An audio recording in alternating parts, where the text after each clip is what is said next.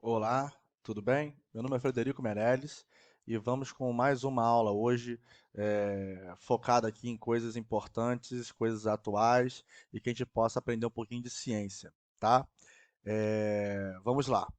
A aula de hoje, eu fiz até uns slides aqui, ela é Covid-19, cloroquina e hidroxicloroquina e princípio da hipótese nula, tá? Então eu fiz uma mescla disso tudo para que a gente consiga entender algumas coisas relacionadas ao que está acontecendo agora, principalmente em relação a medicamentos que estão sendo produzidos, né, e talvez possam ser utilizados no tratamento dos doentes com Covid-19 e ao mesmo tempo colocar o princípio da hipótese nula, né, dentro desse contexto para que a gente consiga entender isso, né, que o cientista usa isso desde o primeiro dia de aula, de metodologia, né, ele aprende esse princípio, né, que é o princípio básico na ciência. Então, gente, vamos começar aqui introduzindo o assunto sobre o Covid-19. Então, é um vírus, né, todos sabem, que começou, o primeiro caso descrito foi na província de Hubei, né, na China, né, na cidade de Wuhan,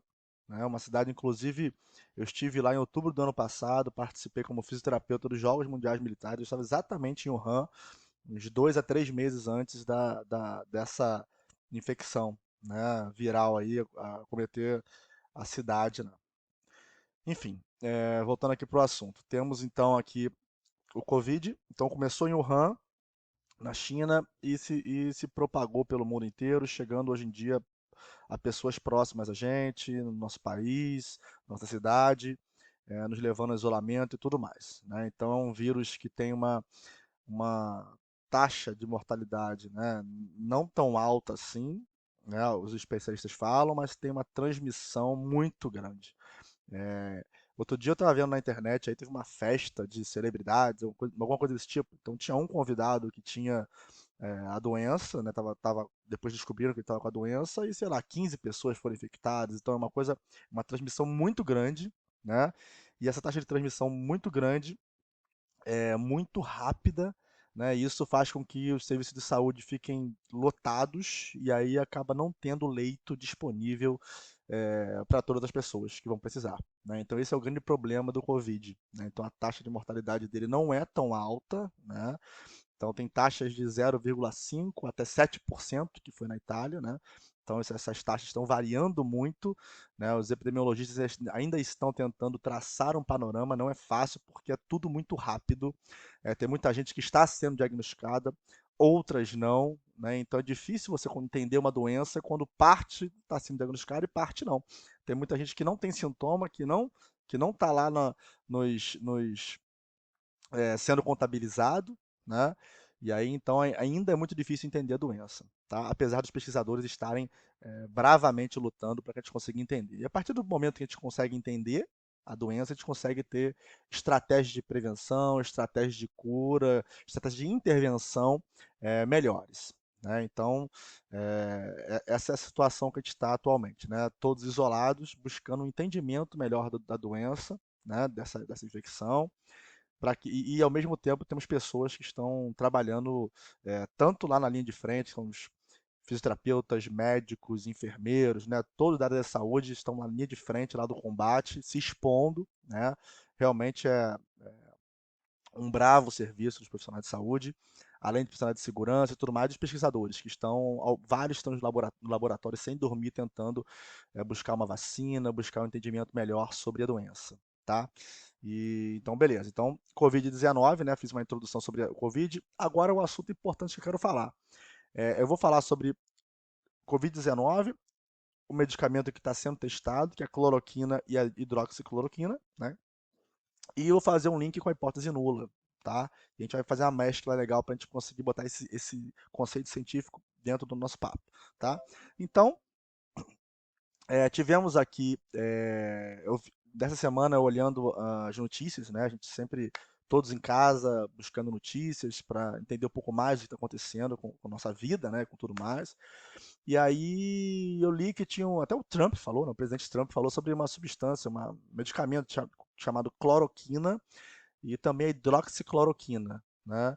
Que são medicamentos utilizados já há algum tempo, Eles são utilizados como preventivos, ou até no tratamento de pacientes com malária, né, em regiões onde ainda existe esse tipo de doença, né, malária, e também muito utilizado em pacientes reumatológicos, né, porque ele é um imunossupressor, tá? Então esse medicamento já era utilizado para outras doenças e existiam alguns estudos sobre alguns vírus anteriores, como SARS, né, com esse medicamento, tá? Eu vou falar sobre alguns estudos daqui a pouquinho.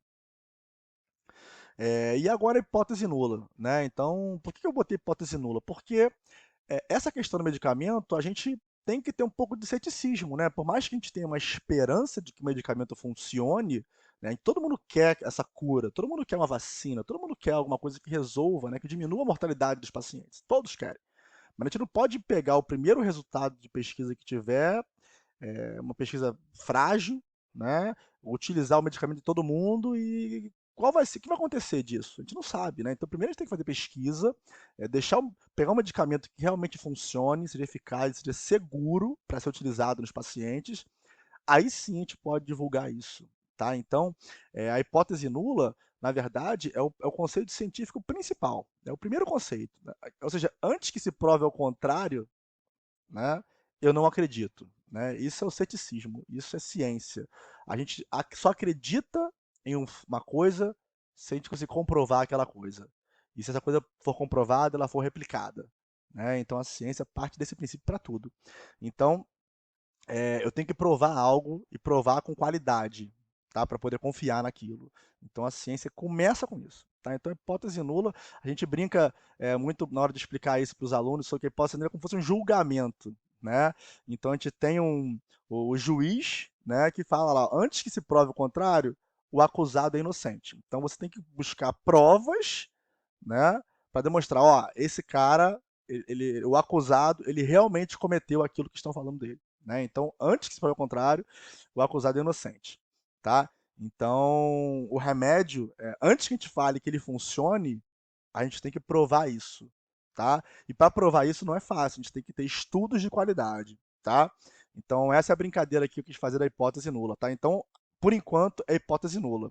Mas, mas Fred, professor, é, você não está criando uma desesperança nas pessoas, não, pelo contrário. Os resultados dos estudos nos dão uma esperança, mas eu não posso já vender como se aquilo é o resultado de um resultado assertivo, um resultado efetivo, entendeu? É uma esperança. Ou seja, esse medicamento, no atual momento, ele é o quê? Uma hipótese, tá? E para que essa hipótese seja, a gente fala que seja rejeitada, para a hipótese nula seja rejeitada, né? Que a gente fala em ciência, a gente tem que comprovar isso com estudo de qualidade, tá bom? Vou mostrar os estudos que temos sobre esse assunto. Então vamos lá. Então, o Covid-19, o coronavírus, né, e a cloroquina, né, o que temos de estudo atualmente, né? Então tem duas possibilidades. Ou o remédio vai ter um efeito efetivo, bom para o paciente com coronavírus, ou o remédio não funciona, ele vai ser igual a placebo, né? Então a hipótese nula e a hipótese a ser considerada, né? Ou aceita a hipótese nula ou rejeita a hipótese nula. É assim que a gente brinca em ciência, tá? Mas antes de tudo, eu não confio. Antes de tudo, a hipótese é nula. Antes de tudo, o medicamento não funciona. É assim que a gente parte. Então, aqui eu vou seguir o parecer da Anvisa, que publicou uma nota técnica dia 19 de 3 de 2020, tá? Sobre esses medicamentos, tá? Eu vou seguir ele, que ele utilizou três estudos como referência para dar esse parecer, tá? E a resposta dele foi o seguinte: não há estudos conclusivos que comprovam o uso desses medicamentos para o tratamento do novo coronavírus, tá? Então essa foi a Anvisa falou e ela vai justificar isso com argumentos plausíveis, tá? O primeiro estudo é um estudo in vitro, realizado em 2020, né, do Liu et al. É, e esse estudo in vitro demonstrou que ele foi efetivo. Então, in vitro, tá, lá em laboratório, você colocando lá esse medicamento, você consegue ter um efeito sim sobre o vírus, tá? É, Covid-19, tá? Então, o estudo foi efetivo, mas é um estudo in vitro, não é em humanos, tá? Não é um estudo clínico, tá ok? Então, o primeiro estudo que se baseou parecer. O segundo estudo é um estudo clínico, já é uma melhora de qualidade, tá? É um estudo clínico aberto, não randomizado, tá? Então ele pegou pacientes em um hospital e pacientes de outro hospital, de outro local, e nesse hospital ele deu o medicamento, e no outro hospital ele não deu o medicamento. Né? De maneira geral foi assim, foram 20 pacientes, então um N muito pequeno, então realmente muito pequeno para uma pandemia, né? Mas teve uma redução também da carga viral dos pacientes com Covid-19, reforçado pela azitromicina, antibiótico azitromicina, tá? Então a gente teve um resultado favorável, tá? Porém é um estudo não randomizado. Isso daí é muito complicado você pegar um estudo não randomizado e utilizar ele como referência na sua decisão terapêutica, tá? É um estudo, tá? Eu acho que foi a possibilidade do autor. Ele tinha aquele cenário e ele falou, cara, eu vou fazer um estudo aqui. Não vou conseguir randomizar, mas eu vou conseguir fazer um estudo. E valeu, eu acho que é importante pra caramba, tá? Mas ainda é precoce tomar a decisão em cima de um estudo só, muito menos não randomizado, tá? Quem não souber sobre randomização, sobre isso tudo, tem vídeos anteriores explicando sobre isso, tá ok? Então, mas é um estudo que deu um resultado efetivo também. Então, é, a esperança continua, vamos dizer assim, tá? Temos resultados positivos nesses medicamentos. E o terceiro estudo é uma revisão sistemática já publicada em 10 de 3 de 2020 no New England Journal of Medicine, o jornal médico mais forte do mundo, né, mais importante do mundo. O Cortesiani, tá? Publicou em março de 2020, tá? Agora recente, e demonstrando que os estudos que estão acontecendo estão demonstrando bons resultados, só que são estudos pré-clínicos, tá? E se eu não me engano, tem 16 a 20 estudos em andamento, ou acontecendo. A revisão cita isso, ou seja, nos próximos dias aí, nos próximos meses, vamos ter resultados de estudos que estão acontecendo e vamos torcer para que esses resultados sejam satisfatórios, tá? Mas esses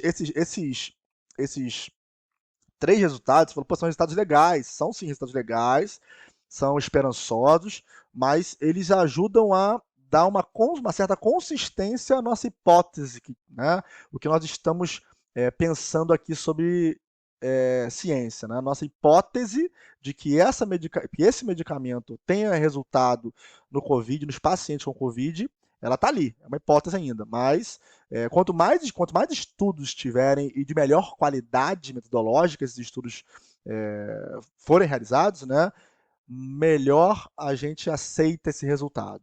Tá? Então, temos estudos in vitro, temos estudos clínicos não randomizados, que é um pouco difícil, né, de a gente aceitar, de ter consistência, e revisão sistemática mostrando que temos que ter mais estudos, né, que estão acontecendo. Tá? Então, de maneira geral, é uma informação dizendo o seguinte: temos estudos, eles estão acontecendo, eles têm que acontecer, porém a gente não pode usar essa droga ainda. A gente não pode sair divulgando que essa droga é eficaz, porque podem acontecer muitas coisas que a gente não sabe ainda. Por exemplo, eu peguei aqui, porque é perigoso nós usarmos um medicamento como esse antes de ter resultado satisfatório.